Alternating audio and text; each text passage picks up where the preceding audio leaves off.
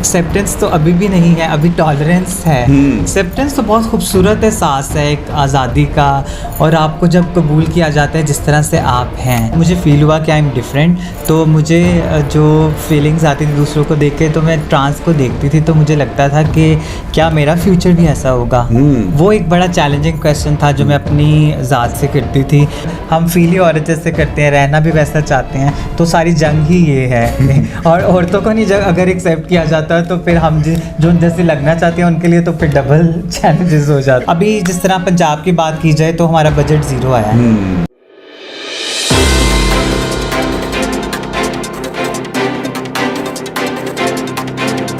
अस्सलाम वालेकुम नाज़रीन, मैं हूं आपका मेज़बान अब्दुर्रहमान। हदफ टीवी में एक मरतबा फिर एक और मोटिवेशनल स्टोरी के साथ आप लोगों की खिदमत में हाजिर हैं। और जनाब, आज की मोटिवेशनल स्टोरी में मेरे साथ मौजूद हैं ट्रांसजेंडर कम्युनिटी से जन्नत अली। शायर ने क्या खूब कहा है इनके बारे में कि इरादे जिनके पुख्ता हो, नजर जिनकी खुदा पर हो, तलातम खेस मौजों से घबराया वो नहीं करते। ट्रांसजेंडर कम्युनिटी की इस वक्त नुमाइंदगी कर रही हैं और जन्नत अली फर्स्ट ट्रांसजेंडर हैं जिन्होंने MBA में गोल्ड मेडल अपने नाम किया। इसके साथ साथ फर्स्ट पाकिस्तानी प्रोजेक्ट मैनेजर हैं ट्रांसजेंडर कम्युनिटी की। आर्टिविस्ट हैं। क्या है ये आर्टिविस्ट, इसके बारे में भी पूछेंगे। और इस वक्त जो पाकिस्तान में लॉज ट्रांसजेंडर कम्युनिटी के हवाले से आए हैं, किस हद तक इंप्लीमेंट हुए हैं, कौन कौन सी मुश्किलात हैं, क्यों इस कम्युनिटी को दबाया जाता है, जॉब के हवाले से हो, मुआशी हालात के हवाले से हो, वो तमाम तर चीज़ें इनके ऊपर क्यों नाफिज की जाती हैं। ट्रांसजेंडर कम्युनिटी की एक्सेप्टेंस नहीं है हमारी सोसाइटी में। अब गोल्ड मेडलिस्ट हैं और दूसरे मुल्कों में एज ए एम्बेसडर अपने आप को प्रेजेंट कर रही हैं, ट्रांसजेंडर कम्युनिटी को प्रेजेंट कर रही हैं। आया कि अगर आप क्वालिफाइड ना होती, ये टाइटल आपके पास ना होता, फिर ये लोग आपको एक्सेप्ट करते? आपका पहला सवाल ही बहुत ज़्यादा ज़बरदस्त है। आपने कहा कि आप पढ़ी लिखी हैं तो इस वजह से एक्सेप्टेंस है, तो अगर आप पढ़ी लिखी ना होती तो क्या ये एक्सेप्टेंस होती कि नहीं? तो मैं ये बताना चाहूँगी, तो एक्सेप्टेंस तो अभी भी नहीं है, अभी टॉलरेंस है। एक्सेप्टेंस तो बहुत खूबसूरत एहसास है एक आज़ादी का, और आपको जब कबूल किया जाता है जिस तरह से आप हैं। अभी तो मुझे लगता है कि कुछ चीज़ों पर कॉम्प्रोमाइज़ स्टार्ट में, ये तो एक पहली सीढ़ी है मतलब ये पूरी मूवमेंट में। और हाँ, ये सीढ़ी भी शायद हम ना चढ़ पाते, शायद अगर मेरे पास एजुकेशन ना होती, शायद मैं आपके सामने ना बैठी होती, अपनी बात एक वेल मैनर्ड, एक प्रॉपर ऑर्गेनाइज वे में ना कर सकती, और शायद लोग मेरी बात भी ठीक से ना सुनते। कॉलेजेस, स्कूल्स में आपको हर्डल्स भी आई होंगी, बहुत कुछ फेस भी किया होगा, और आपने ये इरादा कैसे किया कि मैंने अपनी स्टडी को कंप्लीट करना है और कुछ बनना है? मैं हमेशा जब मुझे फ़ील हुआ कि आई एम डिफरेंट, तो मुझे जो फीलिंग्स आती थी दूसरों को देख के, तो मैं ट्रांस को देखती थी तो मुझे लगता था कि क्या मेरा फ्यूचर भी ऐसा होगा।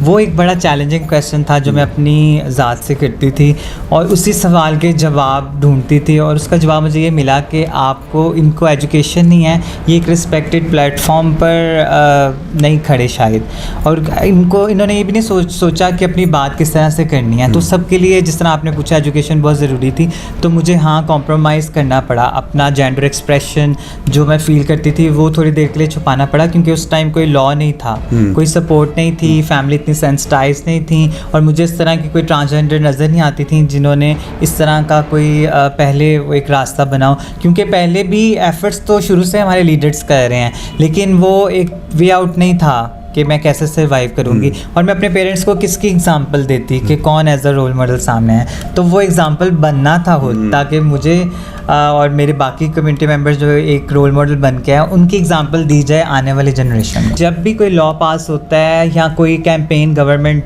चलाता है, तो उसको एक नेशनल कैंपेन के तौर पर मीडिया में और हर तरह के सोशल मीडिया, रेडियो और पाकिस्तान के जो नेशनल चैनल है उस पर हाईलाइट किया जाता है। लेकिन जब ट्रांसजेंडर से रिलेटेड कोई पॉलिसी, कोई लॉ बनता है, तो उसकी अवेयरनेस की जिम्मेदारी क्या सिर्फ हमारे शोल्डर्स पे है?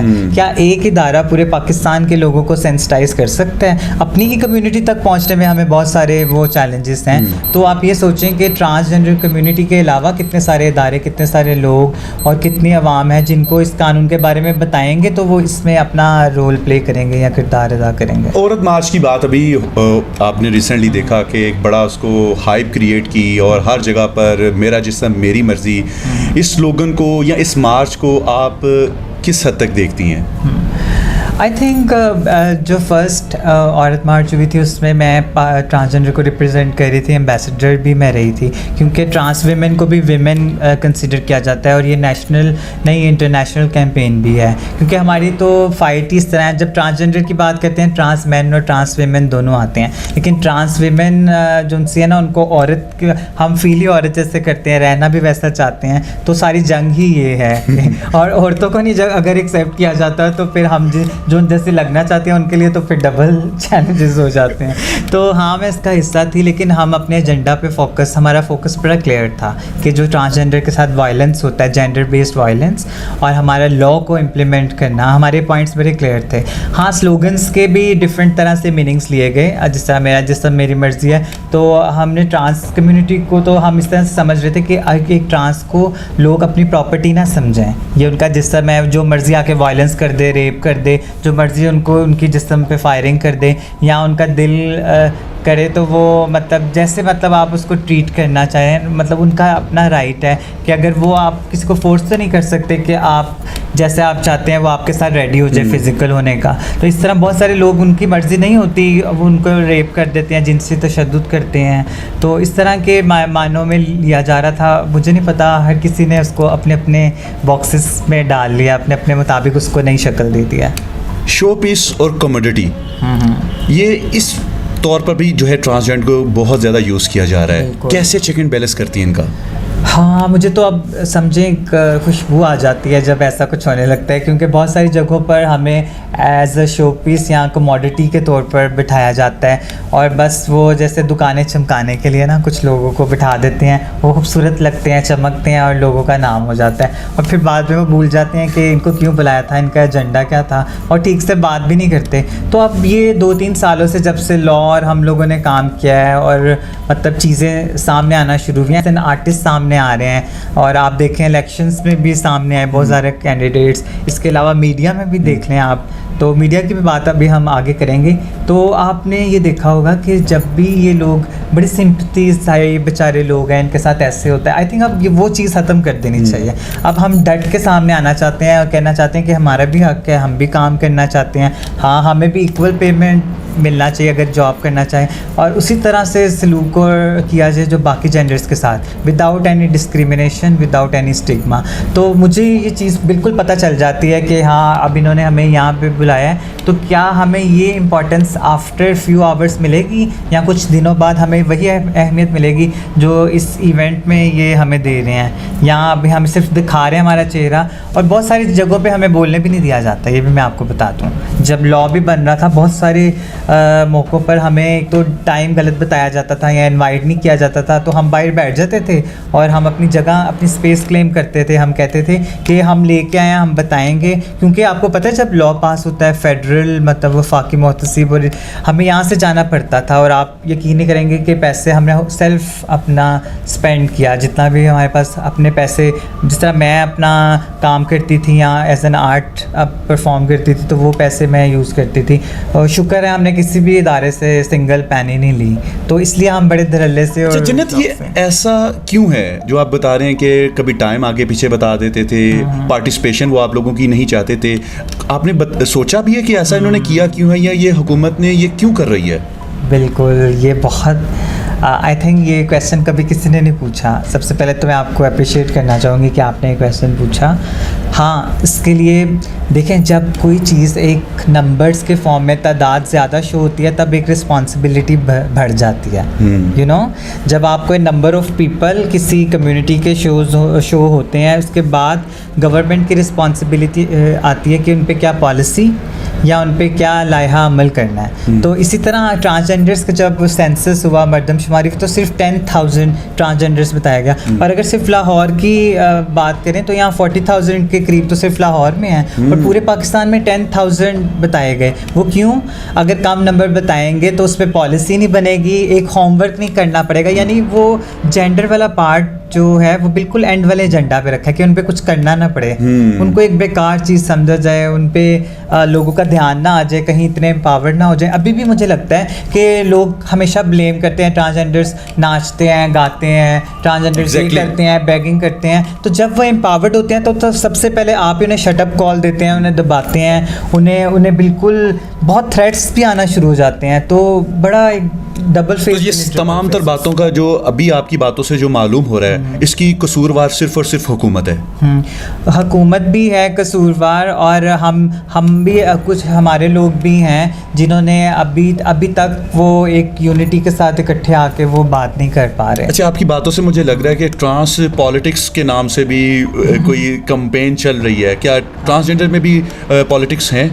बिल्कुल, आई थिंक पहले मुझे लगता था हेल्दी कंपटीशन है, सब खुश होते थे, लेकिन जब से फर्स्ट ट्रांस एक्टर आगे, फर्स्ट ट्रांस पोइट आगे, फर्स्ट ट्रांस इलेक्शन पॉलिटिशियन आगे, उसके बाद हमारी कम्युनिटी में वो जो एक एजेंडा है, हाँ, जो हमारे एक ऑब्जेक्टिव्स थे उससे थोड़ा सा हट के एक पर्सनल वो एक आई थिंक ट्रैक स्टार्ट हो गए, और बहुत ज़्यादा लोगों को थ्रेट्स भी, जो लोग कुछ आला ओहदों पर हैं और कुछ हुकूमती सतह पर भी फाइज हैं, और कुछ जो हैं वफाक वाली साइड पे बैठे हैं, तो उनके आपको पता है वहाँ हर चीज़ एक्सेसिबल है, एम्बेसीज हैं, यूएन के इदारे हैं, और पॉलिटिक्स जितनी भी हैं जमातें पॉलिटिक्स। इसका मतलब है कि गवर्नमेंट लेवल पर आप लोगों को डिवाइड करना इस पॉलिटिक्स की वजह से बहुत इजी हो गया है। बहुत इजी हो गया, और इसमें बहुत सारे इदारे बहुत इंपॉर्टेंट रोल प्ले कर रहे हैं, एक ट्रांस को दूसरे के अगेंस्ट यूज़ कर रहे हैं, या जो इतनी एम्पावर्ड नहीं है उसको बहुत ज़्यादा मोटिवेट करके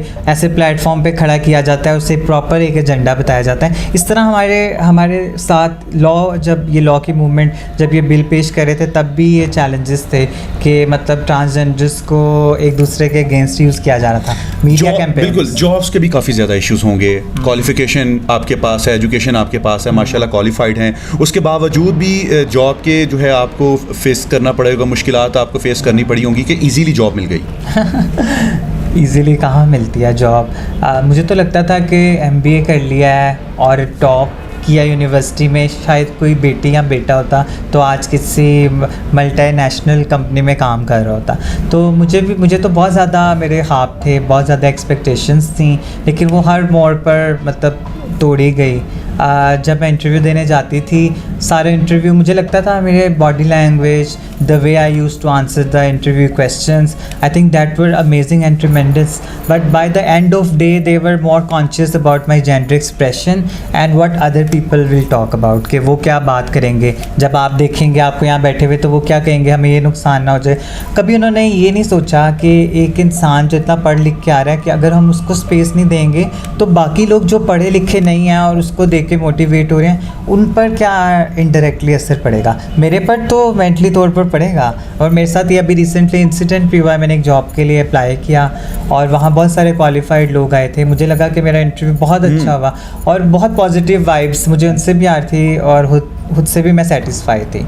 लेकिन जैसे जैसे इंटरव्यू ख़त्म हुआ, एंड पर उन्होंने कहा कि अगर आप लोगों के पास, वो बिज़नेस डेवलपमेंट से रिलेटेड था, अगर आप लोगों के पास जाएंगे तो आप वो शायद जेंडर की वजह से वो बिज़नेस डील ना करें और हमें नुकसान हो जाए।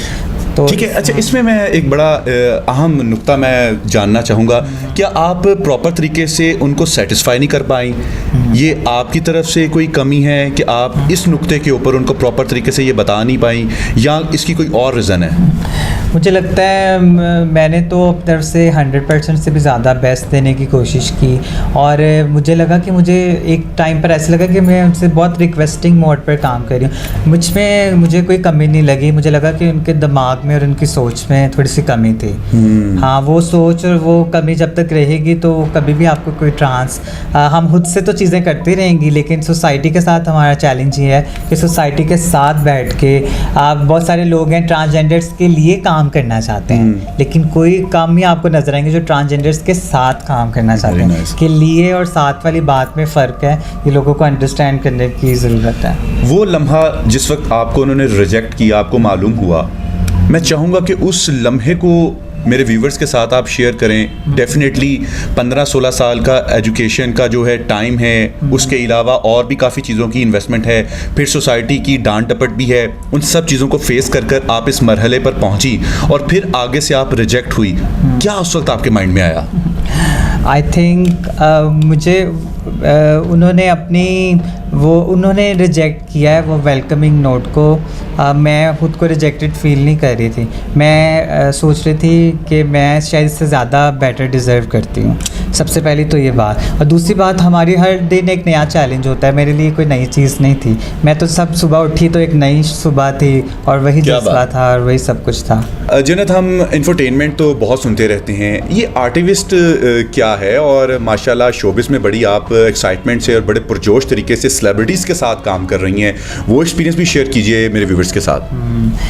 सबसे पहले पाकिस्तान में जब बात होती है आर्टिविज़म की तो बहुत सारे लोगों को क्लैरिटी नहीं है कि आर्टिविज़म क्या है। हाँ, तो आर्टिविज़म है कॉम्बिनेशन है एक्टिविज़म का और आर्ट का।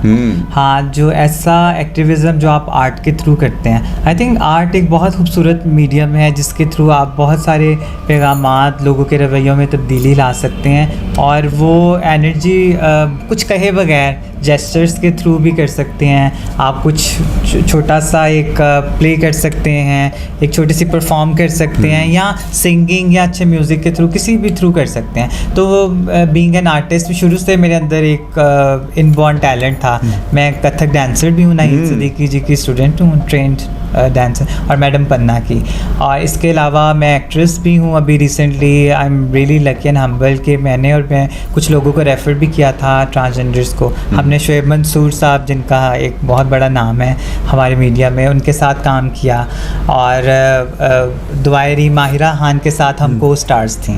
जितना उनका मतलब एक रोल था उतना ही हमें ट्रांसजेंडर्स को दिया। और इसके अलावा परवेज़ कलीम साहब की फ़िल्म है रंग इश्क़-ए-दा, उसमें मैं अभी सपोर्टिंग एक्ट्रेस भी काम कर रही हूँ। माहिरा खान के साथ आपने काम किया, क्या जो अभी बात हो रही थी एक्सेप्टेंस के हवाले से और टॉलरेंस के हवाले से मिक्सअप बात हो रही थी, तो कैसा वहाँ से आपको रिस्पांस मिला तमाम तर स्टाफ की जानिब से, लोगों की जानिब से? जब आपने काम किया, अप्रिशिएट किया गया आपके काम को कि वहाँ भी डिमोटिवेट किया गया? हाँ, सबसे अच्छी मुझे बात लगी है कि जो आला ज़र्फ़ लोग होते हैं, जिनमें शऊर होता है ना, तो उनको ज़रूर एक्नॉलेज करना चाहिए। तो शोएब मंसूर साहब ने हमें जब रोल ही ऐसा दे दिया था, तो आई थिंक वो डिस्क्रिमिनेशन वाली बात तो वहीं एंड होगी जब उन्होंने कंसिडर किया कि ट्रांस भी इक्वल लेवल पे बैठेंगे। हाँ, तो आई थिंक हम हमेशा बुरी चीज़ों को नहीं, अच्छी चीज़ों को ज़रूर हाईलाइट करना चाहिए, और मैं इनको एक्नॉलेज करती हूँ। हाँ, फिल्म में काम करते हुए काफ़ी सारे चैलेंजेस थे, जो कि अभी लेट्स सी जब फिल्म रिलीज़ होगी उसके बाद मैं उसमें बात करूँगी कि उन्होंने जैसे सोचा था वैसे दिखाया कि नहीं। जब तक इम्प्लीमेंटेशन चीज़ की सामने नहीं आती, आउटपुट सामने नहीं आती, I think it's very immature और प्रीमेच्योर टू से एनीथिंग, ठीक है। जन्नत की एक ऑर्गेनाइजेशन भी है और जिसमें वो ट्रांसजेंडर कम्युनिटी के लिए काम भी करती हैं। जन्नत, अपनी ऑर्गेनाइजेशन के बारे में बताइएगा, उसका क्या क्राइटेरिया है फंडिंग के हवाले से, और जो उसके इक़दामात हैं और जो वो ट्रांसजेंडर कम्युनिटी को पे बैक कर रही है? बिल्कुल, अल्हम्दुलिल्लाह मेरी ऑर्गेनाइजेशन है, तो अभी तक तो मैं इसको वॉलंटियर ऑर्गेनाइजेशन कहूँगी, क्योंकि ये ऑर्गेनाइजेशन, इसका नाम ट्रैक टी है। ऐसा ट्रैक जो ट्रांसजेंडर्स की बेहतरी के लिए बना है, team in transgenders and track T. तो मेरी ऑर्गेनाइजेशन ने माशाल्लाह से यहाँ पर हिस्ट्री, एक तो मैं बीइंग एन एग्जीक्यूटिव डायरेक्टर, मैं खुद ये लॉ जो पास हुआ इसका पार्ट थी, और ये मेरे कुछ ड्रीम्स थे जो पूरे हुए हैं, जिनमें से एक था ये कानून, और दूसरा ट्रांस प्राइड जो पाकिस्तान में भी आपने सुना होगा, बाहर की कंट्रीज़ में प्राइड होती है, लेकिन this was a trans pride. मैं उसकी फाउंडर हूँ। मेरी ऑर्गेनाइजेशन उसकी जो चेयर ऑर्गेनाइजेशन है जिन्होंने फर्स्ट पाकिस्तान में करवाई। इस साल हमने वर्चुअल प्राइड करवाई है कोविड की वजह से, और सबसे इम्पॉर्टेंट रोल हमने ये प्ले किया कोविड में। हमने 4000 लोगों तक फूड राशन, मेडिसिन, कुछ लोगों को रेंट का इश्यूज था, हमने जाके अपने लोगों की हेल्प से, अपने मेरे फ्रेंड्स, मेरे रिलेटिव्स, कुछ ऑर्गेनाइजेशंस, इनकी प्रॉपर फंडिंग नहीं हमें थी, लेकिन हाँ कुछ इतने अच्छे हमारे रिलेशंस और नेटवर्क्स बने कि हमने मिलके अपने लोगों की हेल्प की। और दूसरा इंपॉर्टेंट चीज़ ये कि मेरी ऑर्गेनाइजेशन आर्टिविज़म को भी प्रमोट करती है। जिस तरह से आपने देखा कोक स्टूडियो में 2 सिंगर्स आए फर्स्ट टाइम ट्रांसजेंडर्स, नगमा जो लकी, उनको इंट्रोड्यूस करवाया हमने। इसके बाद अभी एक रिसेंटली हमारी ट्रांसजेंडर सिंगर हैं, उनका नाम जज्जी जी है, उनका बैंड के साथ सॉन्ग आया है। हाँ, चांद सी बन्नो, अगर आप गूगल करें तो आप देखें। तो इसके अलावा मैं फिल्म में काम कर रही हूँ, और इंटरनेशनल भी अभी मैं अनाउंस नहीं करूँगी, लेकिन थोड़ा सा मैं बताती हूँ कि शायद हॉलीवुड में भी आपको हमारे वेरी नजर आए। वेलकम और you are a proud of Pakistan इंशाल्लाह कमिंग सून। अच्छा, बाहर भी आप जाती हैं, प्रेजेंट करती हैं, क्या फ़र्क देखती हैं पाकिस्तान में की कम्युनिटी में और बाहर की कम्युनिटी में?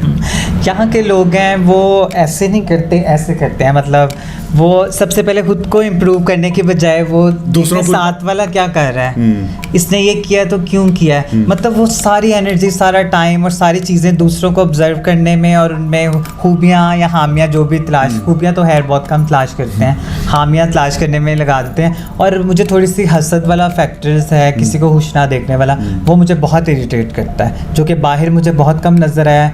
अनफॉर्चुनेटली वेरी अनलकी टू से दिस के पाकिस्तान में ये चीज़ है, बेशक वो हमारी कम्युनिटी में और बाहर सिविल सोसाइटी में कहीं पे भी, जब तक इस तरह की नेगेटिव अप्रोच रहेगी, आपके इर्द गिर्द नेगेटिविटी रहेगी, तो आपका काम इंटरफेयर होगा। अच्छा जन्नत, आप लोगों में से कैसे चूज़ किया जाता है कि कौन किसको रिप्रेजेंट करेगा?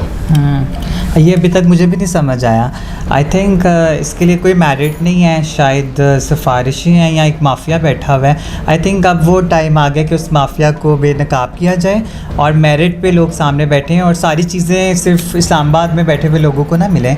अगर सिर्फ एक इंसान ही, एक ही तरह के, एक ही शहर से सारे इंसान अगर देखा जाए और बाकी ट्रांसजेंडर्स जो हमारे लीडर्स हैं ग्रास रूट लेवल पे काम कर रहे हैं, वो बेशक पढ़े लिखे नहीं, लेकिन हमने उनके मुताबिक फ्लेक्सिबल क्राइटेरिया बनाना है कि वो अब उनका टाइम है, दिस इज़ देयर टाइम कि वो भी बैठें, वो भी एक एक्टिव रोल प्ले करें, जिन्होंने अपनी सारी ज़िंदगियां गंवा दी हैं कुछ नाम बनाने में और हम लोग जिनसे इंस्पायर होते थे।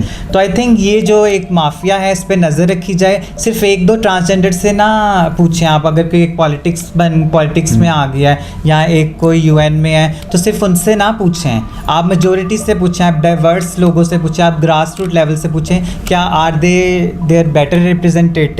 और फोकल पर्सन का हमें पता ही नहीं होता, अक्सर फोकल पर्सन कहाँ हैं, वो सो रहे होते हैं। अभी जिस तरह पंजाब की बात की जाए तो हमारा बजट 0 आया है, तो अब आप हम मुझे बताएं कि मैं अपने फोकल पर्सन से क्या पूछती हूँ, तो अगर मुझे रिस्पांस ना आए या उनका क्या रिस्पांस है और वो क्यों 0 आया, बस मेरा एक क्वेश्चन है। भूल जाए जन्नत अली पूछ रही है, ये पूछें कि एक बैगिंग करने वाला इंसान जो एक सड़क पे सुबह से शाम तक जलील होती है, ये उसका क्वेश्चन है कि why the budget of Punjab is 0। आप फोकल पर्सन थे, आप किस तरह आए हमें नहीं पता, चलें अब आप आके बैठ गए हैं सर आंखों पर, लेकिन हमारा बजट क्यों 0 हुआ है?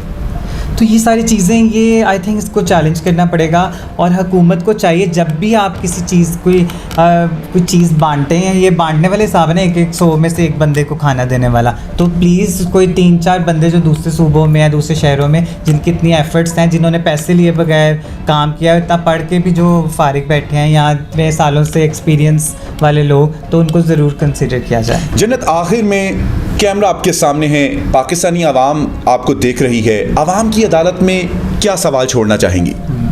आई थिंक हर जंग बड़े प्यार से और कलम से जीती जाती है। हमने दोनों ये जो हैं सोर्सेस इस्तेमाल किए हैं। आई थिंक इस साल हमें सिर्फ ये देखना है कि अब हमें, अगर हम स्पेस, बहुत सारे मौक़ों पर कहा जाता है टैलेंट नहीं है, स्पेस नहीं क्लेम करते, हमने दोनों काम करके देख लिए हैं। अगर अभी भी हमें नहीं मिलेगी तो आई थिंक नेक्स्ट ईयर पे जिस तरह औरत मार्च हुई थी, इस तरह ट्रांस मार्च भी होगी।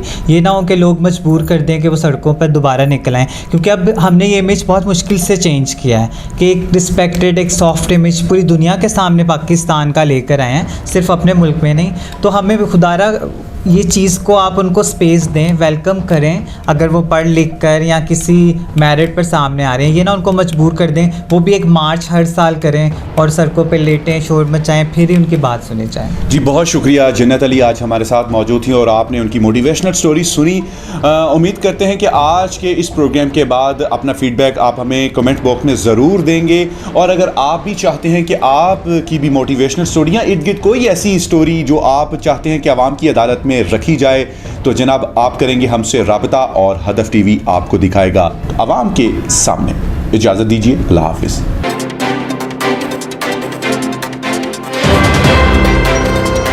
पैदाइशी तौर पर दोनों बाजू नहीं हैं, लेकिन किस तरीके से अपने पाँव के साथ ये मेहंदी लगा रही हैं। अल्लाह ताला का शुक्र है कि जिस हाल में भी रखे मैं राज़ी हूँ।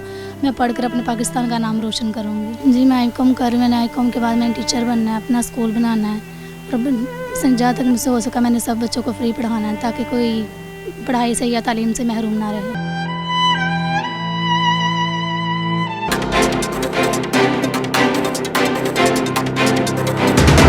अस्सलाम वालेकुम नाज़रीन, मैं हूं आपका मेज़बान अब्दुर रहमान। हदफ टीवी में आज की मोटिवेशनल स्टोरी में आप सब लोगों को एक मरतबा फिर खुश आमदीद। आज की मोटिवेशनल स्टोरी में जो पाकिस्तान की बाहिम्मत और बासलाहियत बेटी हमारे साथ मौजूद हैं, अपनी डिसेबिलिटी को उन्होंने अपनी सलाहियतों से पीछे धकेल दिया है। ये हैं हमारी बहन समीना, जिन्होंने अपनी तमाम तर सलाहियतों को इस्तेमाल करते हुए अपनी डिसेबिलिटी को पीछे कर दिया है। नाजरीन, पैदाइशी तौर पर इनके दोनों बाजू नहीं हैं, लेकिन उसके बावजूद ये जिंदगी के तमाम मामलात खा भी लेती हैं, पी भी लेती हैं, खाना भी बना लेती हैं और माशाल्लाह से इन्होंने मैट्रिक का एग्जाम भी पास किया है और ये तमाम तर काम अपने पाँव से करती हैं। टैलेंट की जो इनकी इंतहा है, अगर आप थोड़ी देर बाद देखेंगे कि ये अपने पाँव से बहुत ही खूबसूरत अंदाज में मेहंदी भी लगा लेती हैं। सबसे पहले हम समीना से ये पूछेंगे कि इनको पाँव से लिखने का ख्याल कैसे आया। जी समीना, बताइए कि आपको पाँव से लिखने का ख्याल कैसे आया, या फिर आपके पेरेंट्स ने आपको हेल्प आउट किया और आपने लिखना स्टार्ट किया? मुझे ख्याल नहीं है, मुझे मेरी अम्मी अब्बू ने लिखना सिखाया, उन्होंने मेरी मदद की, उन्होंने मुझे लिखना सिखाया। अच्छा, सबसे पहले आपने क्या लिखा? सबसे पहले मैंने अपने अम्मी अब्बू का नाम लिखा। ज़बरदस्त। और जो अम्मी अब्बू का आपने नाम लिखा, वो देखकर लिखा कि आपको प्रैक्टिस इतनी हो गई थी कि आपने उनको ज़बानी लिख लिया? प्रैक्टिस हो गई थी, ज़बानी लिख ली। अभी हम समीना से रिक्वेस्ट करेंगे, अपनी इस बहन से रिक्वेस्ट करेंगे कि हमें कुछ लिख कर दिखाए और वो अभी आपके सामने आपको लिख कर भी दिखाएंगी। देखें कितनी खूबसूरत अंदाज में ये इसको खोल भी लेती हैं और कैप को, और उसके बाद ये अभी हमें लिख कर दिखाएंगी। और ये देखें, अल्लाह ताला जब इंसान को एक रास्ता बंद करता है तो उसके लिए कई रास्ते खोल देता है। और ये जी लिख रही हैं जज्बा, और आगे लिख रही हैं जी जुनून। क्या बात है, इनके जज्बे की तो जनाब दाद देनी पड़ेगी, जज्बा, जुनून। और आप देख सकते हैं कि इस वक्त ये अपने पाँव से ही लिख रही हैं। इनकी इतनी ज़बरदस्त राइटिंग, इतनी खूबसूरत राइटिंग है कि अगर आप हाथ से भी कोई लिखेगा तो वो ऐसा नहीं लिख पाएगा। जज्बा, जुनून, हिम्मत ना हार। और यहाँ से आप इसके जज्बे को देख सकते हैं कि क्या ही खूबसूरत जज्बा है कि लिखने में भी उन्होंने जज्बा, जुनून, हिम्मत ना हार को लिख डाला है। अभी हम समीना से एक मरतबा फिर रिक्वेस्ट करेंगे कि ये मेहंदी लगाकर हमें दिखाएं ना। ये है पाकिस्तान का टैलेंट, ये है पाकिस्तान की बेटी समीना कि जो अपनी सलाहियतों से, अपनी तमाम तर चीज़ों के जो अल्लाह ताला ने हर इंसान को देता है, लेकिन अगर अल्लाह ताला किसी को एक रास्ता बंद करता है तो उसके लिए कई दरवाजे खोल देता है। पैदाइशी तौर पर दोनों बाजू नहीं हैं, लेकिन किस तरीके से अपने पाँव के साथ ये मेहंदी लगा रही हैं। बहुत खूबसूरत अंदाज में समीना ने मेहंदी लगाई है। मुझे ऐसे लगता है कि जैसे ये ईद के ऊपर भी समीना काफ़ी लोगों को मेहंदी लगाती है, और जिसकी वजह से आप ये देखेंगे उनकी वो जो कौन है मेहंदी की, उसको इस्तेमाल करने का अंदाज़ कितना ज़बरदस्त है कि जब थोड़ी सी कम चाहिए तो पीछे से थोड़ा कम पुश करती हैं, जब ज़्यादा चाहिए तो फिर उसको ज़्यादा पुश करती हैं। ज़बरदस्त जी, बहुत ही खूबसूरत अंदाज में ये मेहंदी लगा रही हैं। और अभी आपको हमें सिर्फ थोड़े से टाइम के बाद आप लोगों को मालूम हो जाएगा कि ये मेहंदी जो है जी लग चुकी है।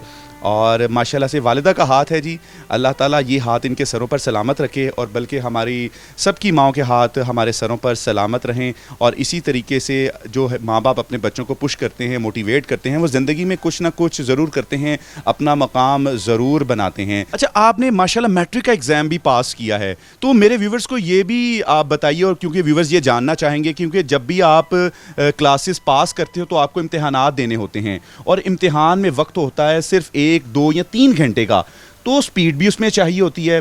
तो उसमें कोई आपकी हेल्प करता था या आप खुद ही पेपर देती थी?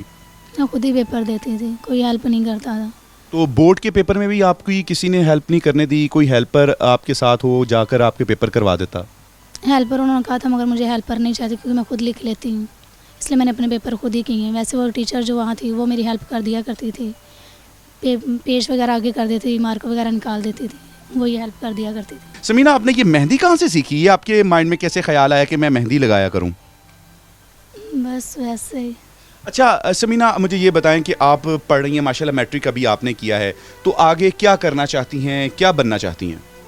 जी मैं आई.कॉम कर रही हूँ, मैंने आई.कॉम के बाद मैंने टीचर बनना है, अपना स्कूल बनाना है, और जहाँ तक मुझसे हो सका मैंने सब बच्चों को फ्री पढ़ाना है, ताकि कोई पढ़ाई से या तालीम से महरूम ना रहे। ज़बरदस्त जी, आपने इनका जज्बा देखा, जज्बा इनका देती है। अच्छा, यहाँ बहुत सारे लोग आपसे डेफिनेटली रब्ता भी करते होंगे, तो अभी तक जिन लोगों ने आपके साथ रब्ता किया उन्होंने आपकी एजुकेशन के हवाले से या कोई माली मदद की? आए तो काफ़ी थे, स्पीरियर कॉलेज ग्रुप से वाले भी आए थे, उन्होंने कहा था एडमिशन देंगे कॉलेज में, मगर अभी तक वो भी नहीं आए। अभी तक वो भी नहीं आए। हुकूमत की तरफ से कोई आया आपके इलाके में, कोई काउंसलर, चेयरमैन या इस एरिया का कोई एमपीए? नहीं, कोई नहीं आया। कोई भी नहीं आया। अच्छा समीना, क्या कहना चाहेंगी? इस वक्त पाकिस्तान की 22 करोड़ आवाम आपको देख रही है, आपके जज्बे को, आपके टैलेंट को यकीनन आप सब लोग सराह रहे होंगे, देख रहे होंगे। क्या कहना चाहेंगी पाकिस्तानी आवाम से? अल्लाह ताला का शुक्र है कि जिस हाल में भी रखे मैं राज़ी हूँ, मैं पढ़कर अपने पाकिस्तान का नाम रोशन करूँगी। जी व्यूअर्स, आप लोगों ने देखा कि समीना का जज्बा, जुनून, हिम्मत ना हार, किस खूबसूरत अंदाज में वो लिखती हैं। उन्होंने अपने टैलेंट को प्रूव किया है और ये जज्बा कि वो पाकिस्तान के लिए कुछ करना चाहती हैं। अगर आप लोग भी समीना के बाजू बनना चाहते हैं तो यकीनन आप भी समीना से रब्ता कर सकते हैं, और मैं इसका जो फ़ोन नंबर है वो आप सब लोगों के साथ शेयर भी करना चाहूँगा हदफ टीवी की स्क्रीन पर। 0309 9147 ये नंबर है इनके भाई का जिनका नाम है इफ्तिखार। आप उनके साथ रब्ता भी कर सकते हैं ताकि हम सबको चाहिए, आइए आगे बढ़िए और समीना के बाजू बनिए। नाज़रीन, अगर आप भी चाहते हैं कि आपकी मोटिवेशनल स्टोरी, आपके टैलेंट को पाकिस्तान की आवाम देखे तो हमसे रब्ता कीजिए। मुझे दीजिए इजाजत, अल्लाह हाफिज।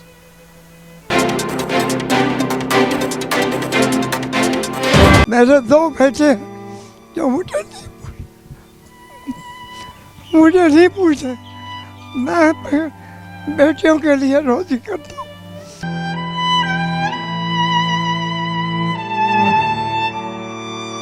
ये मेरी लात टूटी और ये मेरी ये हड्डी टूटी हुई है, ये भी टूटी हुई है, नहीं जुड़ी, ये भी नहीं जुड़ी, ये भी नहीं जुड़ी, और मैं फिर भी काम करता हूँ, शुगर का मरीज हूँ।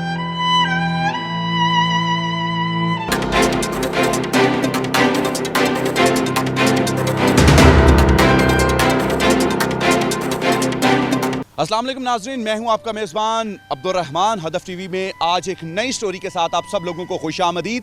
और आज मेरे साथ मौजूद हैं हाजी मुनीर साहब, जिनकी उम्र है 70 साल और पिछले 8 साल के लाहौर के मशहूर इलाके से ये लोगों को बाहिफाजत लेकर भी जाते हैं और उनकी मंजिल तक छोड़ कर भी आते हैं। हमारी स्टोरी का आज का सबसे दिलचस्प पहलू ये है, अल्लाह ताला ने इनको इतना सही किया हुआ है इन तमाम तर हालात के बावजूद कि जब किसी के पास पैसे नहीं भी होते तो ये उसको अपने हाथ से पैसे भी देते हैं, उसकी मंजिल पर छोड़ कर भी आते हैं और तो और उसको खाना भी खिलाते हैं।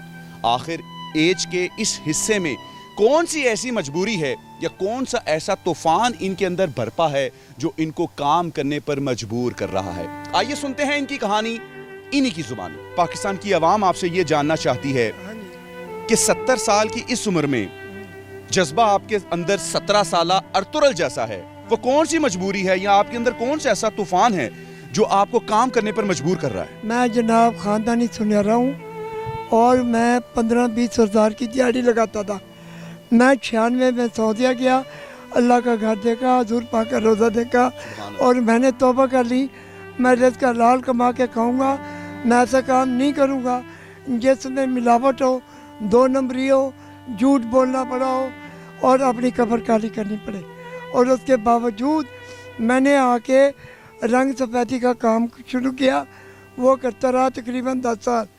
फिर एक दिन मैं 7 अप पुल के नीचे बैठा था, कोई बंदा आएगा मुझे दिहाड़ी पे ले जाएगा। एक बीबी रिक्शे वाले के पास आई, उसने कहा मैंने पेप्सी जाना है, तुम कितने पैसे लोगे? उसने कहा मैं 100 रुपये लूँगा। उसने कहा नहीं मेरे पास इतने नहीं है। मैं वो बीबी के पास गया, मैंने कहाँ जाना है? उन्होंने कहा जी हमने जाना है पेप्सी। मैं क्या आप मुनासिब समझे, आप मेरे साथ सफ़र कर सकती है, मैं आपसे 50 रुपया लूँगा, मेरे पास रक्षा नहीं है, बैक है। उन्होंने कहा ठीक है आप मुझे छोड़ो। मैं उनको छोड़ा, उन्होंने मुझे 50 रुपये दिए और उस दिन से मैं आज तक 2013 से लेके आज तक मैं मोटरसाइकिल चला रहा हूँ। इतने बच्चे हैं और जब आप घर से निकलते हैं काम के लिए तो वो परेशान नहीं होते कि बुज़ुर्ग वाले साहब हैं काम के लिए जा रहे हैं? मेरा घर तो है ज़िला भावलपुर, यहाँ मैं रोज़ी के लिए धक्के खा रहा हूँ और मेरे 2 बेटे हैं जो मुझे नहीं पूछे।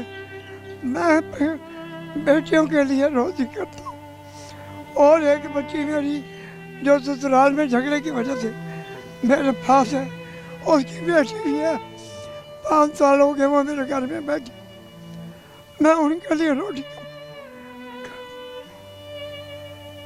उनके लिए करता हूँ। अल्लाह ने मुझे हिम्मत दी है, शुक्र अल्हम्दुलिल्लाह। मैं कमा के खाता हूँ, मैं मुतमईन हूँ, मैं थक के सोता हूँ। अल्लाह के रसूल का फरमान है, जो बंदा हक लाल कर रिज़्क़ कमा के थक के सोएगा उसको पूरी रात की इबादत का सवाब मिलेगा।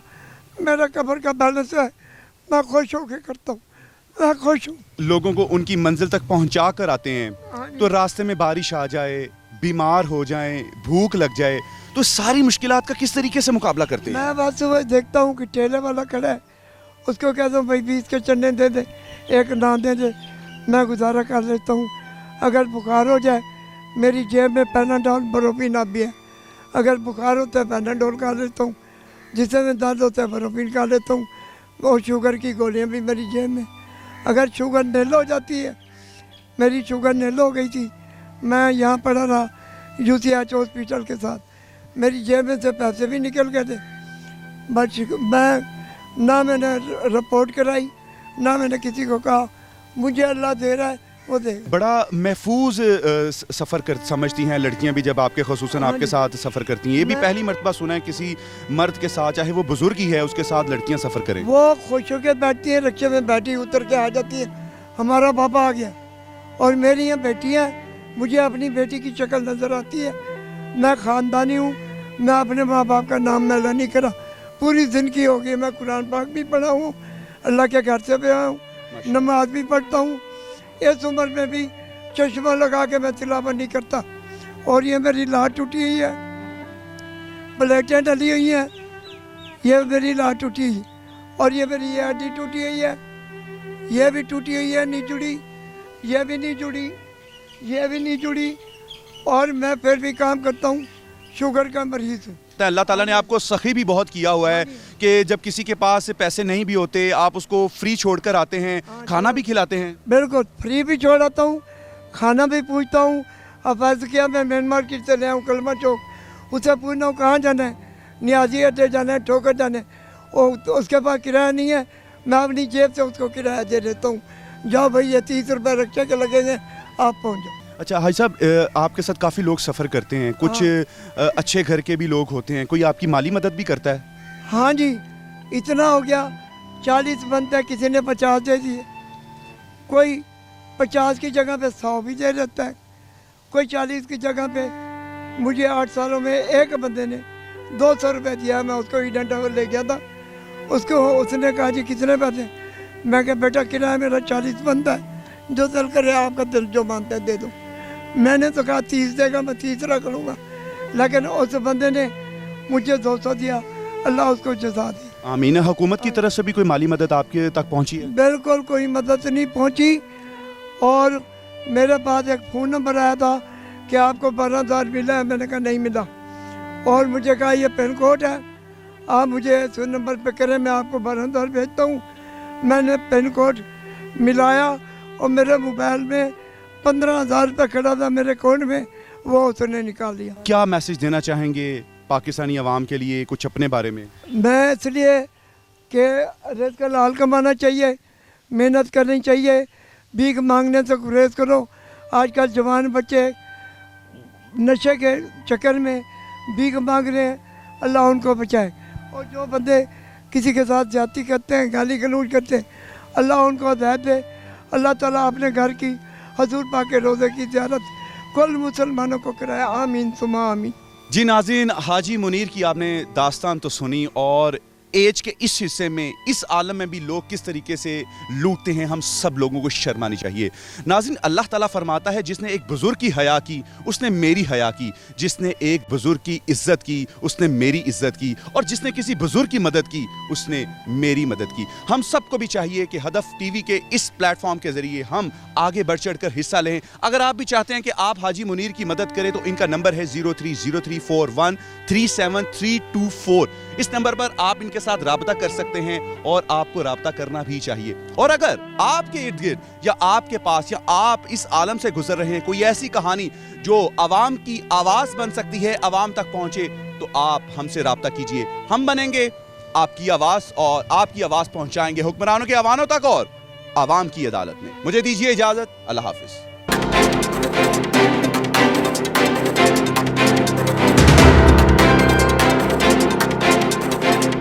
मैंने क्या किया है? मैंने कुछ नहीं किया। लेकिन ये क्या है, एक बैग है, ये किताबें हैं, फीस है, टीचर्स की सैलरी, क्या ये कौन सा 30 मारखान वाला काम है? कुछ भी नहीं है।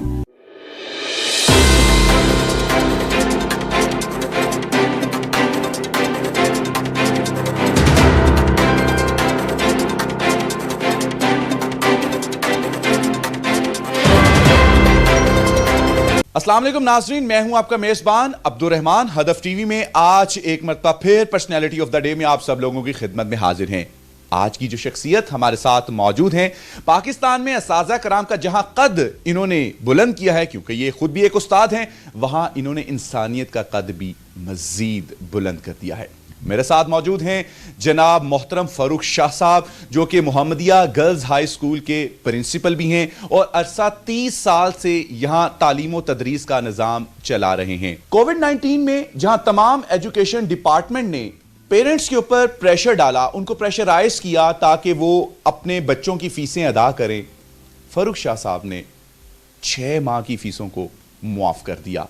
और 1 नहीं, 2 नहीं, 5 नहीं, 1 मिलियन नहीं, 4 मिलियन 40 लाख रुपए की फीसों को मुआफ कर दिया।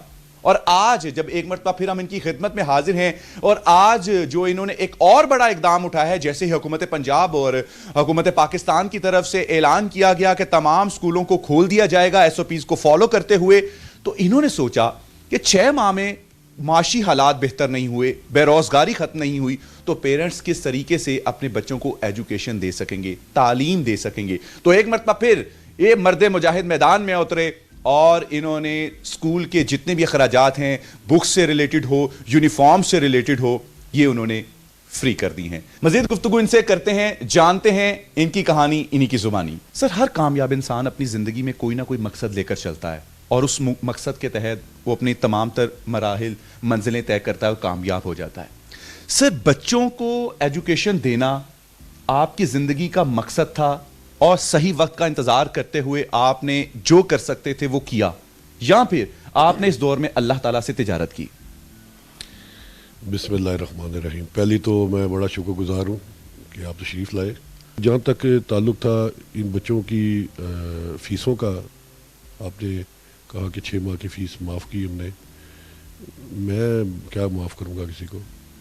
ये तो एक मेरी खुशकिस्मती है कि अल्लाह ताला ने मुझे इस काम के लिए चुना। और अब हम ना सिर्फ ये कि हमने बच्चों की 6 माह की फ़ीस नहीं ली, हमने स्टाफ को मुकम्मल तनख्वाह दी।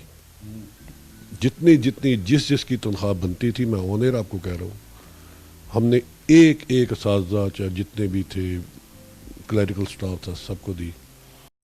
और अब हम इंशाल्लाह बच्चों को बुक्स भी दे रहे हैं, कंप्लीट कोर्स, और हम उनको बैग्स भी दे रहे हैं। ये सारा कुछ मेरे अकेले के लिए मुमकिन नहीं था। और इसमें मैंने कुछ अपने जो दोस्त थे, क्योंकि मुझे मना किया मेरे दोस्तों ने कि हमारा नाम नहीं लेना, इसलिए मैं मजबूर हूँ, उनके नाम नहीं ले सकता। ये भी बहुत बड़ी एक चीज़ है, वरना तो लोग पब्लिसिटी के लिए कहते हैं हमारा नाम लिया जाए। मेरे कुछ दोस्तों ने मिलके ये सारा कुछ किया है, मेरा भी थोड़ा बहुत हिस्सा है इसमें। और मैंने जिससे जो कहा कि भाई तुम्हारे ज़िम्मे इतने हैं, तुम्हारे ज़िम्मे इतने हैं, तो उसने कहा नहीं यार ये थोड़े हैं, अब डबल करते हैं। तो फिर एक वक्त ऐसा आया, ये तकरीबन सारा काम करने के लिए हमें 72 लाख रुपए दरकार था, 72 लाख, 7.2 मिलियन। और एक वक्त ऐसा आया को पैसे ज़्यादा हो गए थे, ये समझ नहीं आ रहा था इसका क्या करना है। आज से 12 साल पहले इस स्कूल की फ़ीस 700 रुपये थी और 12 साल गुजरने के बाद भी 700 है। और मैं इंशाल्लाह ताला, मेरे मुंह से निकली बातें अल्लाह ताला पूरी फरमाता है, और मैं इंशाल्लाह ताला अगले साल इस स्कूल को एयर कंडीशन करूँगा और उसकी फ़ीस होगी 500 रुपये। मैं 200 रुपये और कम करूँगा। पेरेंट्स इस वक्त परेशान हैं और उनकी मजबूरी का डेफिनेटली फ़ायदा उठाया जाएगा। पैसे उनके पास है नहीं, 6-6 माह की जो है फीस हैं वो उन्होंने अदा करनी है। तो सर इस सारे सिस्टम को पेरेंट्स और स्कूल इंतज़ामिया जो भी है, अब हर कोई मोहम्मदिया गर्ल्स स्कूल हाई के करीब तो है नहीं, तो वो किस तरीके से जो पेरेंट्स इस वक्त ब्लैकमेल होंगे, मजबूर होंगे, बच्चों को पढ़ाना भी है, उनका फ्यूचर भी देखना है, तो किस तरीके से दोनों आपस में कॉम्प्रोमाइज़ करके इसको लेकर चल सकते हैं? 2 कैटेगरीज है स्कूल की। एक जो पोश एरियाज में, वो तो ठीक है, बिजनेस करते हैं, वहाँ पे लोग अफोर्ड कर सकते हैं, वहाँ पे तो किसी के घर में कम से कम 2 गाड़ियाँ होती हैं, एक भी नहीं होती। यहाँ पे आप, ये तिजारत नहीं है, आप यहाँ पे इसको बिजनेस मत बनाएं ऐसी जगहों पे जहाँ पे गरीब लोग रहते हैं। यहाँ पे जो इतने हज़ारों फलाई इदारे हैं जो हर पूरे पाकिस्तान में काम करते हैं, क्यों नहीं ऐसे इदारे आते स्कूलों के हवाले से? क्यों नहीं छिपा या ईदी या इस तरह के और इदारे क्यों नहीं आते इसमें? मुझे इतना अफसोस हुआ है कि हमारे लोग इतना कुछ करते हैं, जैसे रमज़ान के मौके पे करते हैं, गुरबा के लिए, ईद के मौके पे करते हैं, लेकिन क्या ये वक्त नहीं था कि तालीमी इदारों के लिए भी लोग आगे आते, आके कहते हैं ऐसे स्कूलों को आइडेंटिफाई करते हैं जहाँ पे ये लोग फीस नहीं दे पा रहे, वहाँ पे आप कुछ ना करते, उन स्कूलों का कम से कम हाथ पकड़ते और उन्हें कहते कि आप हमें बताएं कि किस तरह इन बच्चों से हम फीस ना लें, किस तरह हम इनकी मदद कर सकते हैं, किस तरह आने वाले दिनों में हम बच्चों के लिए बुक्स या बैग्स का इंतज़ाम किस तरह कर सकते हैं। पेरेंट्स इसमें जिम्मेदार हैं, 4 मरले के घर में भेज देते हैं। डेफिनेटली बच्चों को खेल का मैदान चाहिए होता है और जितना अच्छा बच्चा खेलता है उतना अच्छा पढ़ता भी है। तो सर वो स्कूल को रजिस्टर्ड करवाने में किसका कसूर है? हुकूमत वक्त का, या हर बंदा डेफिनेटली चाहेगा उसकी दुकानदारी चले, वो तो दुकानदारी बनाने की कोशिश करेगा, तो इसमें किसका कसूर है? अब कैसे पेरेंट्स का कसूर हुआ? यकीन करें, ये मेरे दिल की बात है ना, ये मेरे दिल की बात ये आपने कही है कि ये जो रजिस्ट्रेशन होती है, ये रजिस्ट्रेशन किस तरह होती है? 5,000 रुपये रजिस्ट्रेशन, 1 लाख रुपये रिश्वत। आ जाओ, जितने मर्जी रजिस्टर करवा लो, जितने मर्जी। इसे मैं तालीमी कत्ले आम कहता हूँ। एक मुआशी होता है, ये तालीमी कत्ले आम है, ये इन बच्चों के मुस्तबिल का कत्ल है। आप मुझे ये बताएं, एक बच्चा, ये जो अभी लाखों करोड़ों बच्चे फिरे हैं, ये एक एक बच्चा एक एक दिन एक एक घर का सरबराह होगा। दिल तो मेरा करता है मैं जाऊँ हाई कोर्ट में, एक करूँ रिट एजुकेशन डिपार्टमेंट पे, और उसमें हाई कोर्ट के मैं उन्हें कहूँ एक बनाए बेंच, और इसमें इनको पूछें कि रजिस्ट्रेशन के कवानीन क्या हैं, और वो ला के हाई कोर्ट में पेश करें, सारी की सारी लिस्टें फ्राहम करें कि इतने स्कूलों को हमने रजिस्टर्ड किया है। चले लाहौर की मैं बात करता हूँ, इतने स्कूलों को हमने रजिस्टर्ड किया है। उसके बाद वहाँ अपना एक कमीशन बनाए हाई कोर्ट, और वो जाके उन स्कूलों में देखे कि जिन स्कूलों को इन्होंने रजिस्टर्ड किया है, क्या वो इनके पूरे मयार के मुताबिक, जो कवानीन है उसके मयार के मुताबिक उतरते हैं। एक कनाल आपको कम से कम ग्राउंड चाहिए, एक हाई स्कूल के लिए 1 कनाल ग्राउंड चाहिए। यहाँ हाई स्कूल 2-2 मरले में हाई स्कूल बने हुए हैं। रजिस्ट्रेशन किस तरह हो रही है? वही हो रही है जो तरीका है, मल्टीप्लाई जितना मर्जी करके। वो स्कूलों को देखते भी नहीं है, उनको विजिट भी नहीं करते, वो रजिस्टर्ड हो जाते हैं। स्कूल माफिया है, जितनी भी स्कूलिंग है और उनकी तंजीम है, प्रेसिडेंट है, सेक्रेटरी है, तो उनकी तरफ से आपको कोई प्रेशराइज नहीं किया गया कि भाई आप क्यों ये काम कर रहे हैं, हाँ, आपकी वजह से हमारा लॉस हो रहा है? बड़ा आला ये आपने सवाल कर दिया। आपको अंदाज़ा नहीं है कि आपने क्या क्या पूछ लिया मेरे से, कि जब मैं निकलता ही नहीं, जब मैं मिलता ही नहीं, केड़ी एसोसिएशन तो केड़े जो इन्होंने बनाई हुई है, ये तो सब फजूल चीज़ें हैं। कभी स्कूलों में भी यूनियंस होती हैं, कभी ये एसोसिएशन पढ़ाई के लिए भी बनती हैं। इसके लिए क्यों ये एसोसिएशन क्यों नहीं पढ़ाता कि वो जाके प्राइवेट स्कूलों की एसोसिएशन बनी हुई है, उसके सारे मेंबर्स हो स्कूल्स, वो जाके स्कूलों में जाके देखें, वो एसोसिएशन का काम हो, बच्चे कितने हैं, गरीब कितने हैं, पढ़ाई कैसी है, टॉयलेट्स कैसी हैं, ये स्कूल इस काबिल है ये सारी चीज़ें अफोर्ड कर सके, नहीं अफोर्ड कर सकता, हम उसको दें, हम बच्चों की परवरिश करें, उनको तालीम और तरबियत दें, उनके लिए कुछ स्टाइपेंड हो, उनको कुछ मिले। ये होता है काम करने वाला। ये तो ब्लैकमेल करने के एक तरीके हैं। और एसोसिएशन बना ली, वहाँ पे जाकर प्रोटेस्ट कर दिया, वहाँ पे कर दिया। तुम्हारा क्या काम है? पढ़ाई वालों का क्या काम है? ये कोई पाकिस्तान स्टील मिल तो नहीं है, ये कोई PIA का इदारा तो नहीं है, ये स्कूल्स हैं, यहाँ पे ऐसी चीज़ें नहीं होती। लिहाजा मेरा किसी एसोसिएशन, मेरा किसी किस्म की किसी ये जो बॉडीज़ हैं इन कामों की, ना मैं किसी को जानता हूँ, ना मेरा किसी से कोई ताल्लुक़ है, ना ही कभी किसी ने मेरे से कोई भलाई की बात की है। हाँ, जब मैं शुरू में ये काम किया था तो काफ़ी मुझे फजूल किस्म की कॉल्स आती थी कि साडा तुसी कारोबार ख़राब करना शुरू कर देता है। सर बहुत शुक्रिया, मैं आज मुझे रियल एक सच्चे उस्ताद के साथ प्रोग्राम करने का मौका मिला, अल्लाह ताला का मैं बहुत शुक्रगुजार हूँ। हदफ TV के प्लेटफॉर्म से आज हमारी मुलाकात थी फ़ारूक शाह साहब, और आपने उनकी गुफ्तगू सुनी, तमाम तर बातें सुनी, और इन तमाम तर बातों के बाद तमाम माफियाज को, और जो पाकिस्तान के टॉप 10 बिजनेसमैन हैं और जो कहते हैं कि हम पाकिस्तान में बहुत तरक्की की, इंटेलेक्चुअल हैं, हम बहुत मोटिवेशनल हैं और हमने ये किया वो किया, हम सबको आज के इस इकदाम के बाद शर्म आनी चाहिए कि हम किस तरफ जा रहे हैं। हमने अपनी डायरेक्शन को चूज करना है। आया ये तमाम तर चीजें हमने दुनिया और आखिरत के लिए पैदा करनी है, या सिर्फ दुनिया में पैदा करके दुनिया को कमाकर अपने आने वाली नस्लों के लिए वबाले जान बनाना है। आए बढ़े, तब्दीली लाएं इस पाकिस्तान के लिए, अपने आने वाली नस्लों के लिए। अगर आप भी चाहते हैं कि आपकी भी कोई मोटिवेशनल स्टोरियां, इर्द गिर्द कोई ऐसी आवाज जो अवाम की अदालत तक पहुंचे, हमसे राब्ता कीजिए, हम पहुंचाएंगे आपकी आवाज आवाम की अदालत में। और आज के तमाम तर सवाल के जवाबात हम रखते हैं आपकी अदालत में। आप देंगे हमें कमेंट बॉक्स में इन तमाम तर बातों के जवाबात। मुझे दीजिए इजाजत, अल्लाह। उस्मान कहता है कि मैं गया था और मैं खान बाबा को चैलेंज करता आ रहा हूं, मुझे जवाब नहीं दे रहा। मैं क्यों तुम्हें जवाब दूंगा?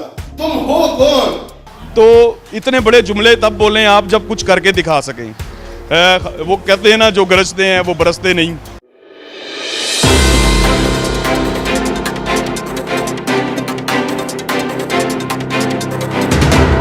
अस्सलाम वालेकुम नाजरीन, मैं हूं आपका मेज़बान अब्दुर रहमान, और हदफ TV में आप सब लोगों को एक मरतबा एक नई स्टोरी के साथ, बल्कि मोटिवेशनल स्टोरी के साथ खुशामदीद। पाकिस्तान की शान, आन, बान, और मैं अगर कहूं कि तख्ते लाहौर, शहर लाहौर की आन, शान, बान, हमारे साथ आज उस्मान बुलेट साहब मौजूद हैं, जिनका एक बड़ा टाकरा होने जा रहा था। सबसे पहले कोरोना से पहले, फिर उसके बाद 14 अगस्त पर, और आखिरकार फाइनल ये तय पाया था कि 6 सितंबर को खान बाबा उस्मान बुलेट की चीर फाड़ करेंगे। तमाम तर बातें पूछेंगे हमारे साथ one and only Usman bullet साहब। 6 सितंबर, पहले 14 अगस्त को, फिर 6 सितंबर, क्या चीर फाड़ हुई? इय्याका नअबुदु व इय्याका नस्तईन। जो हम मौजूद हैं दोबारा रिंग के अंदर, और आज भी कोई अता पता नहीं है खान बाबा का, और ये चौथी दफ़ा ये चैलेंज हुआ है, और वो डरपोकड़ इंसान पता नहीं कहाँ गायब है, अभी तक तो बिल्कुल भी नहीं आ रहा। उसने कहा 14 अगस्त को आऊँगा, और उस्मान तुम्हारी ऐसी की तैसी और नाजेबा अल्फाज, गालियाँ वगैरह उसने निकाली थी, जो नहीं निकालनी चाहिए, क्योंकि हम लोगों को पूरी दुनिया देख रही है इस टाइम। बच्चे भी देख रहे हैं, लेडीज़ भी देख रही हैं, पूरी दुनिया फैमिलीज़ देख रही हैं। तो आपको गलत जुमले नहीं इस्तेमाल करने चाहिए, और मैं बिल्कुल नहीं करता, वो आप लोगों ने देखा है कि वो करते हैं। तो इतने बड़े जुमले तब बोलें आप जब कुछ करके दिखा सकें। वो कहते हैं ना, जो गरजते हैं वो बरसते नहीं, तो वो खाली गरजी जा रहे हैं, बरस नहीं रहे। और 14 अगस्त को वो बिल्कुल नहीं आए, 6 सितंबर का टाइम था आज, और आज भी नहीं आए, आपके सामने हैं। खान बाबा अमेरिका जाते हैं, ट्रिपल एच से बेल्ट लेकर आते हैं, और फिर आप वही बेल्ट, वो कहते हैं शेर के मुंह से नवाला खींच के लाना, लाहौर से पेशावर जाते हैं, और बासानी वो बाकायदा उसको थ्रेट कर ले आते हैं। सर, पहला जुमला आपका मैं कुछ बेहतर कर दूं कि ट्रिपल एच से बेल्ट जीत के लाते हैं। कहाँ है वो वीडियो? कोई वीडियो आपने आज तक देखी है जिसमें वो ट्रिपल एच से लड़ा हो? या वो जनाब साहब कहते हैं कि मैं 18 साल का हूँ, पासपोर्ट उनका बना नहीं है, और वो ट्रिपल एच से बेल्ट जो है जीत के ले आए हैं। तो ये तो साबित ही नहीं है कि वो मुल्क से बाहर, क्या वो मेरे ख्याल से पंजाब से बाहर नहीं गए अभी तक। तो सर पोस्टें तो उनकी हम देखते हैं, पोस्टें देखें, हाँ, वो एक तस्वीर लगी हुई है, बिल्कुल आप उसी की बात कर रहे होंगे कि एक साइड पे ट्रिपल एच खड़ा है और एक साइड पे खान बाबा खड़ा है। तो वो तस्वीर ही मैं आपको दूसरी भेज देता हूँ, लगा देना अपने पेज पे। एक साइड पे वो स्टिंग खड़ा है और एक साइड पे ट्रिपल एच खड़ा है, वो एडिट की गई है, खान बाबा को बीच में एडिट किया गया है। फिर एक और तस्वीर आपने देखी होगी कि एक साइड पे वो जो हैं हमारे जनरल बाजुआ साहब, वो खान बाबा को बेल्ट पकड़ा रहे हैं, असल में वो वसीम खान को बेल्ट पकड़ा रहे हैं जो हमारे बॉक्सर हैं, और वो एडिट करके खान बाबा आ गए हैं वहाँ पे। तो ये छिछोरी हरकतें जो हैं ये एक फेक बंदा ही कर सकता है। और खान बाबा प्लीज़ ना कहें खानों का नाम ख़राब कर रहे हैं, वो मैं भी पठान हूँ, और पठानों को देखें, पठान जंगजू कौम है, और उन्होंने मुल्क के लिए बहुत कुछ किया है। एक बंदा उठ के मुल्क का नाम ख़राब कर रहा है तो उसको खान बाबा प्लीज़ ना कहें, उसको बलून बाबा कहें तो बेहतर है। मेरे से आप सवाल करें तो बलून बाबा। अगर इतना ही आप कह रहे हैं कि वो बैलून बाबा हैं और काफ़ी ज़्यादा जो है वो फेक है, नाजेबा अल्फाज इस्तेमाल करते हैं, जो उन्होंने वेट उठाया था, बेहतर ये नहीं है कि सबसे पहले उनके वेट का रिकॉर्ड तोड़ें और फिर उनको आके रिंग में चैलेंज करें? हाँ, वो लकड़ी का वेट भाई मैं नहीं उठा सकता। आप लोगों ने मेरा वेट उठाने का स्टाइल देखा है कि मैंने वेट नहीं उठाया, मैंने 7 बंदे खड़े किए मशीन के ऊपर और वो 7 बंदों को उठा के गेम लगाई है मैंने, ना कि मैंने वेट डाला है। वेट तो आप लकड़ी का बना लें, फोम का बना लें, कोई भी बना के उठा लें, तो वो तो ड्रामेबाजी भाई मैं नहीं कर सकता। मैंने जो किया है वो पूरी कौम ने देखा है कि मैंने 7 बंदों को मशीन पे खड़ा करके उनको उठाया है। आपने कैसे, आपके माइंड में आइडिया ये आया कि आपने खान बाबा, जो कि आप कह रहे हैं बैलून बाबा, उससे टक्कर लेनी है? तैयारी कैसे की, ट्रेनिंग कैसे की, इस क्लब को कैसे चूज़ किया? ये आप मेरे से बेहतर जानते हैं। ये जिस क्लब में हम खड़े हैं VCL, ये आपका भी क्लब है। मुझे आज ही पता चला है जब आप आए हैं, तो भाई ने बताया कि ये यहाँ पे रेसलिंग करते रहे, आप भी रेसलिंग करते रहे हैं माशाल्लाह। तो हमारे पेटी भाई जो पुलिस वाले कहते हैं, आप हमारे पेटी भाई हैं, तो आपको बेहतर पता है कि खान बाबा यहाँ ट्रेनिंग करता था, मैं नहीं। मैं तो बहुत बाद में आया। खान बाबा यहाँ ट्रेनिंग करता था, यहाँ रेसलिंग करता था। लेकिन मुझे गुस्सा कहाँ पे चढ़ा, जहाँ पे उन्होंने एक फेक वेट उठाया, जिस वेट की आप बात कर रहे हैं, और पूरी दुनिया में पाकिस्तान का नाम बदनाम हुआ कि वो वीडियो खुल गई, वो वेट नकली साबित हो गया, वो शलवार कमीज पहन के वेट उठा रहे हैं, और वो वीडियो है किसी सैनमे की, वो एडिट करके लगाई हुई है वेट उठाते हुए, और उसमें पाकिस्तान का झंडा भी एडिट किया हुआ है। तो ये गंदी हरकतें, जब पाकिस्तान का नाम खराब हुआ तो किसी को भी, बल्कि पूरी कौम को उठ के उसकी बगैरती का जवाब देना चाहिए था। लेकिन यहाँ पे एक चीज़ है कि चोर के साथ सेल्फियाँ ली जाती हैं पाकिस्तान में। आज पूरी कौम अगर चोर चोर कह रही है एक बंदे को जो इंग्लैंड चले गए, मैं नाम नहीं लूँगा क्योंकि वो आपकी वीडियो बैन हो जाएगी, तो वो आज वो किसी जगह पे आ जाएं या जिम में आ जाएं तो सब उसके साथ सेल्फियाँ लेना शुरू कर देंगे। ये इस रेसलिंग के बारे में बताइएगा। कहा जाता है, सुना जाता है, एक्टिंग है, फेक है, ट्रेनिंग नहीं करनी पड़ती, बस आप अच्छे एक्टर हों तो आप अच्छे रेसलर हैं। बहुत ज़्यादा मेहनत करनी पड़ती है एक्टर बनने के लिए भी। आपको पता कितनी मेहनत करनी पड़ती है, वरना हर कोई टिकटॉक पे 5-10 हज़ार आजकल एक्टर निकले हुए हैं, तो वो सारे एक्टर थोड़ी हैं। एक्टर वही हैं जो ओरिजिनल एक्टिंग करते हैं। तो एक्टिंग करना भी एक फ़न है और मुश्किल काम है। बिल्कुल रेसलिंग एक एक्टिंग है और उसको पूरा, उसके ऊपर पूरी वर्किंग की जाती है। लेकिन मैं रेसलिंग का चैलेंज नहीं कर रहा, यहाँ पे आपको मैं ठीक कर दूँ कि मैं उसको, इसीलिए तो वो आ नहीं रहा, मैं उसको रेसलिंग का चैलेंज नहीं कर रहा, मैं उसको चैलेंज कर रहा हूँ मिक्स मार्शल आर्ट्स का, कि जिसमें गुस्से मुंह के सब कुछ अलाउ है, टांगे जो मर्जी मारो। तो वो इसलिए नहीं आ रहा, वो चाह रहा है रेसलिंग मैच हो जो कि पहले से स्क्रिप्टेड होता है कि आपने ये करना है, मैं ये करूँगा, आप आएंगे मुझे टकराएंगे, मैं गिर जाऊँगा, मैं उठ के ये कर दूंगा। तो मैं ये नहीं चाह रहा, मैं चाह रहा हूँ कि आप उसे देसी मिक्स मार्शल आर्ट का जो है फाइट होगी और जो जीतेगा वो सिकंदर जोहारा। तो मेरे जो व्यूवर्स हैं उनको ये भी बताइए कि जो रेसलिंग में, जैसे आपने कहा, एक्टिंग के लिए भी डाइट चाहिए है, ट्रेनिंग चाहिए, बहुत मेहनत करनी पड़ती है। व्यूवर्स आपको देख रहे हैं और रेसलर बनना चाहें, जो चाह रहे हैं उनको, रेसलर बनना फाइटर से ज़्यादा मुश्किल है। बहुत ज़्यादा इंजरीज होती हैं। आप देखते हैं वो तारों के ऊपर चढ़ के जंपे मारते हैं, कुर्सियाँ मारते हैं, वो गलत भी लग सकती है, टेबल्स के ऊपर लटा के जंप करते हैं, वो बहुत मुश्किल काम है। रेसलिंग करना ईजी काम है, हार जीत होती है, वो होती रहती है, लेकिन जो फाइटिंग है वो ईजी है रेसलिंग की निस्बत, क्योंकि उसमें इंजरीज वगैरह कम होती हैं। इसमें इंजरीज बहुत ज़्यादा हैं, यहाँ तक कि आपने कई रेसलर्स देखे हैं जो मर गए हैं रेसलिंग के दरमियान। कई वीडियोस नेट के ऊपर मौजूद हैं कि गलत छलांग लग गई, टांग टूट गई, ये हो गया, वो हो गया। प्रॉपर इंस्ट्रक्टर की मौजूदगी के बगैर आप ये घर में ना करें। ये घर में क्या, किसी जगह भी ना करें जब तक आपके सिर के ऊपर कोई कोच ना हो। को खान बाबा साहब ने एक मरतबा फिर अपने वादे से इनकारी हो गए हैं। क्या कहना चाहेंगे पाकिस्तानी व्यूअर्स आपको देख रहे हैं, और खान बाबा भी यकीनन आपको कहीं ना कहीं से वो फॉलो कर ही रहे होंगे। सर 14 अगस्त का टाइम जो दिया था मुझे, वो खान बाबा ने दिया था। 6 सितंबर का टाइम मैंने दिया था, और 6 सितंबर का टाइम जो दिया है वो मैंने इसलिए दिया था कि मैं इसको फाइटर डे कहता हूँ। आज MM आलम साहब ने इंडिया के कुछ जहाज़ गिराए थे और वो एक वर्ल्ड रिकॉर्ड है जो आज तक नहीं टूटा और ना आगे कोई तोड़ सकेगा, क्योंकि वो मौका उनको मिला था और उन्होंने उसको वेल किया, और आज तक दुनिया के अंदर MM आलम का नाम है, गिनीज बुक ऑफ रिकॉर्ड के अंदर उनका नाम है। तो मैंने ये दिन इसीलिए चूज़ किया था, और मैं कहा शायद गैरत खा जाएँ बलून बाबा साहब और आ जाएँ फाइट करने, लेकिन वो आज फिर नहीं आए, आपके सामने है। और दूसरा पैगाम मैं उन लोगों को देना चाहूँगा कि आजकल पूरी कौम जो है उसमें से बहुत ज़्यादा लोग, 75% लोग नशे पे लगे हैं, मुख्तलिफ़ किस्म का नशा कर रहे हैं। तो प्लीज़ आप लोग नशा ना करें, अपने माँ बाप को धोखा ना दें। बच्चे, छोटे छोटे बच्चे नशे पे लगे हैं, पहले वो अच्छी नस्ल का नशा करते हैं और आहिस्ता आहिस्ता वो टीकों पे, पेट्रोल पे और इस तरह की गंदी चीज़ों पे आ जाते हैं, क्योंकि फिर पैसे तो होते नहीं उनके पास। तो बेहतर है कि आप जिम में आएँ, एक्सरसाइज करें, मुल्क का नाम रोशन करें, मुल्क का नाम ना बदनाम करें। ठीक है, बहुत शुक्रिया। पाकिस्तान की आन शान बान उस्मान बुलेट साहब हमारे साथ मौजूद हैं और मैसेज है आवाम के लिए, हम सबको चाहिए कि अपने सीनियर्स की जिनको हम फॉलो करते हैं उनकी बातों पर यकीनन हमें अमल करना चाहिए और हेल्दी स्पोर्ट्स को, एक्टिविटीज़ को अपने खून में, अपने घर में चीज़ों को शामिल करना चाहिए, लेकिन प्रॉपर ट्रेनर की मौजूदगी में। मुझे दीजिए इजाज़त, अब तक के लिए इतना ही। अल्लाह हाफिज़।